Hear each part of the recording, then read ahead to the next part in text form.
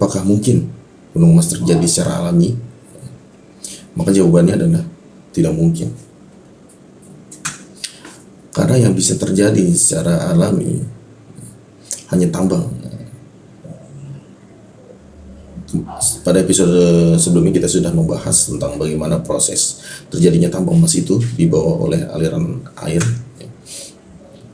Dengan kata lain, tidak akan mungkin bisa terjadi timbunan emas, ya, full emas tanpa tanah. Ya. Kalau tambang masih memungkinkan, tapi kalau full emas hingga membentuk sebuah gunung itu tidak mungkin.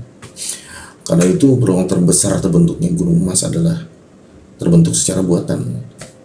Maksudnya apa? Maksudnya adalah gunung emas itu ya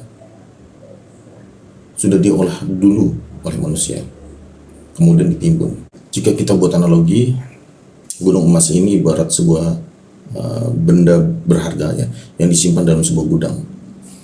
Namun gudang ini bukan berada dalam sebuah ruangan, tapi di dalam bawah tanah, ya, terkubur oleh lapisan lumpur yang tingginya mungkin hingga bermeter-meter ya, karena lapisannya itu sudah terkubur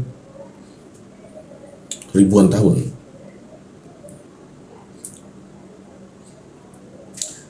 Sejarah menunjukkan bahwa proses terbentuknya pembuatan emas secara massal itu terjadi sekitar tahun 2600-an sebelum Masehi. Peradaban yang ketika itu booming ya, membuat emas, memproduksi secara massal itu Mesir dan Sumeria. Kedua peradaban besar ini mulai melakukan eksploitasi terhadap sumber emas yang berada di sungai. Nah, kalau di Mesir itu Mesir mengeksploitasi sungai Nil, sedangkan di Suriah mereka mengeksploitasi sungai Efrat.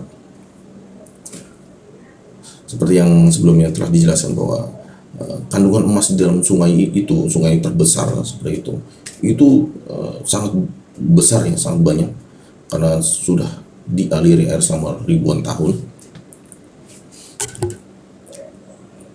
Dan berdasarkan catatan sejarah, pertambangan emas tersebut totalnya bisa mencapai ratusan ton. Itu tercatat di dalam dokumentasi arkeologi Mesir. Termasuk di Suriah pun tercatat hal seperti itu. Dan bukti arkeolog bahwa di Mesir itu telah ditemukan ratusan kilogram emas peninggalan Firaun.